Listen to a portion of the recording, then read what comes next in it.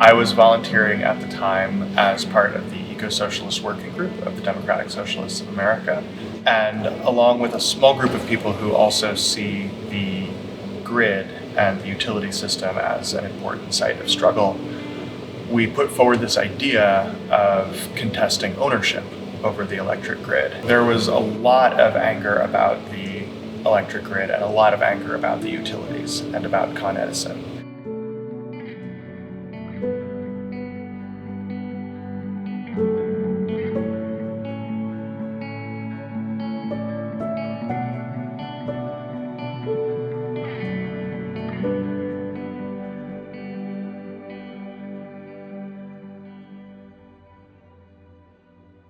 I will say, like, as a New Yorker, Con Ed honestly feels like a monopoly in that, like, it functions, it works, it's, like, reliable, but I don't feel like I have any other choice than to use it and pay for their services at whatever, like, amount they, like, require for it to be. On Con Ed, oh me, oh my.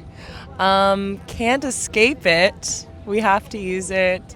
I have been paying for Con Ed for 5 years now. I've noticed my bill fluctuates a lot, and I currently unplug my lamps when I leave the house. I hate Con Ed. Who doesn't hate Con Ed? Our rates go up inexplicably. They're supposed to be capped to they're only supposed to make like a limited, reasonable profit, and it doesn't really feel like the numbers add up when I see my bill every month. So, long time been a supporter of having like a truly public-run power company and not some state-mandated private monopoly.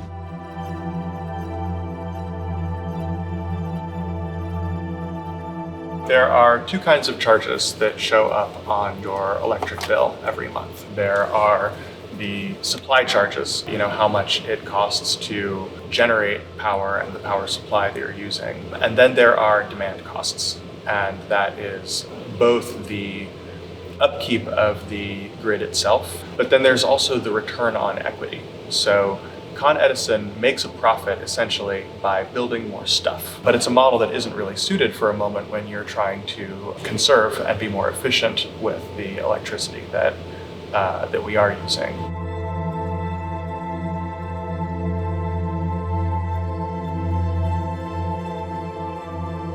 The Con Edison blackouts in the sweltering heat of 2019, I think, was a real turning point. And a number of us went out and canvassed in neighborhoods that were most directly impacted. There was a lot of real outrage about it, mass call, and very, very grassroots base building focused initiative for a completely different ownership structure and a completely different way of generating and consuming electricity. That was a new thing that I think people really hungered for, and that was what we were trying to jumpstart with some of the early work in the town halls and stuff like that.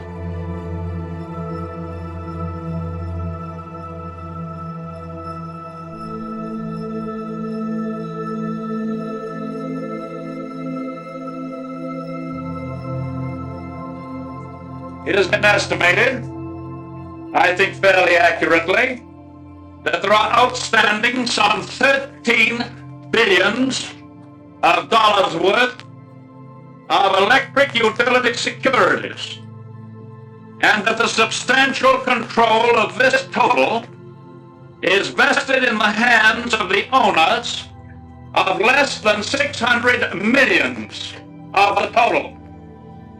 That means that the ownership of about 4% of the securities controls the other 96%. There, my friends, is the case of a 96-inch dog being wagged by a 4-inch tail.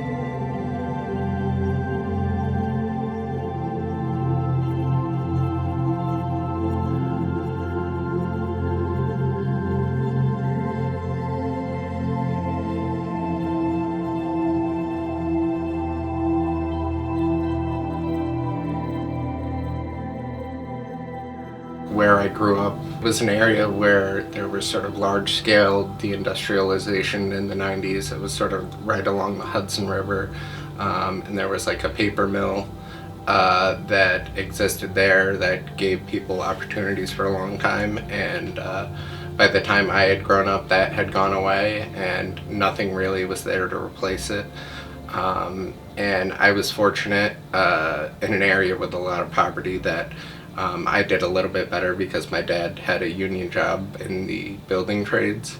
I felt like public power and really taking our energy system was one of the core things we can do to sort of reassert dominance as working people over the economy.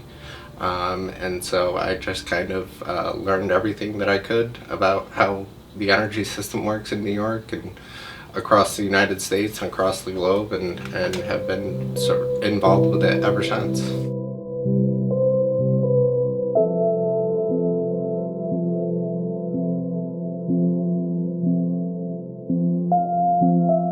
It was the first time that the Eco-Socialist Working Group had really fought a legislative-focused campaign of that scale and with that intensity.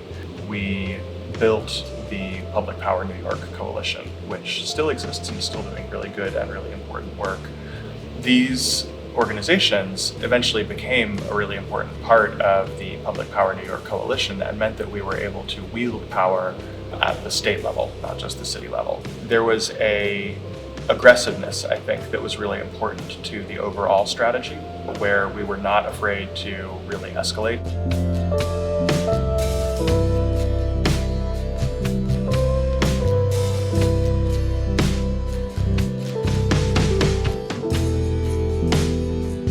We knew that we did not have enough power to win something like the takeover of the electric grid at that point. There wasn't enough of a united voice calling for it, despite the fact that it would very much be in the interests of all working people. So we treated the bill drafting process as a kind of organizing vehicle. It was very important to us that the bill work well for environmental justice communities.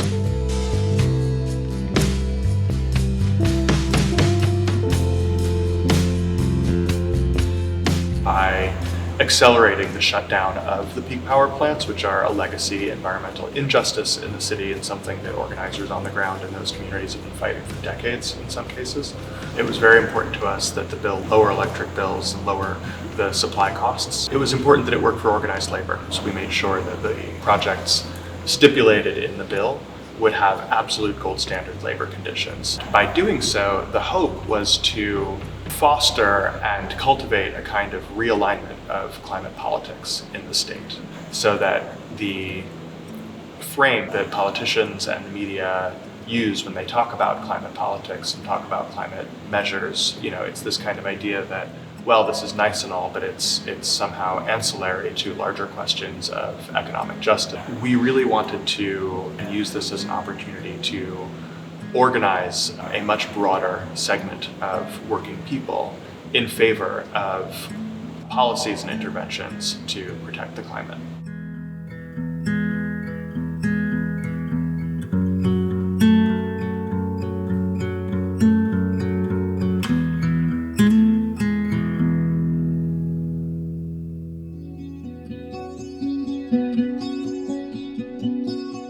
They called a special session solely to discuss the BPRA later on in the summer after session closed. And I think that they understood that that was because there were real political consequences, which our organizers painstakingly built. We had to build those consequences. And part of what that looked like as well was electoralizing the fight. So running candidates against the biggest roadblocks to the bill's passage and running explicitly on a climate and public power focused campaign.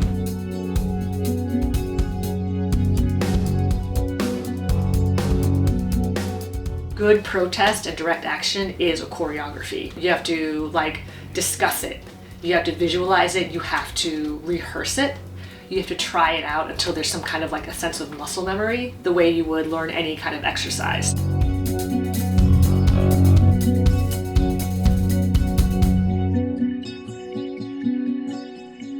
The police were extremely angry that they had to pull in some kind of like unit with tools, and that they weren't going to allow us just to block traffic either. It was a little bit scary for me, but I was happy.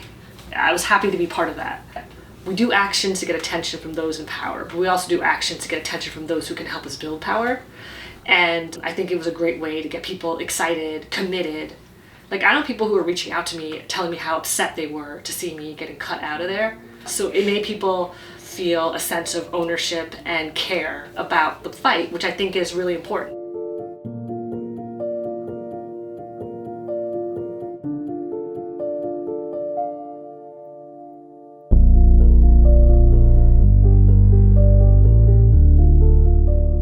I'm encouraged by some of the steps that have been taken by the New York Power Authority as a result of our pressure and as a result of our work to change the law, and that these are not technical problems, these are political problems.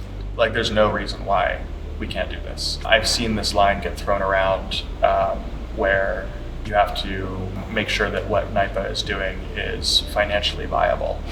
And NYPA has an incredible credit rating, and their bond issuance authority is wildly underutilized. Like, they absolutely could do much, much more than they're doing now. I do think it's important for people to understand that whenever these technical concerns get brought up, it's not that they're not important, it's just that more often than not, they are a cover for political concerns first and foremost, and that's something that we can change.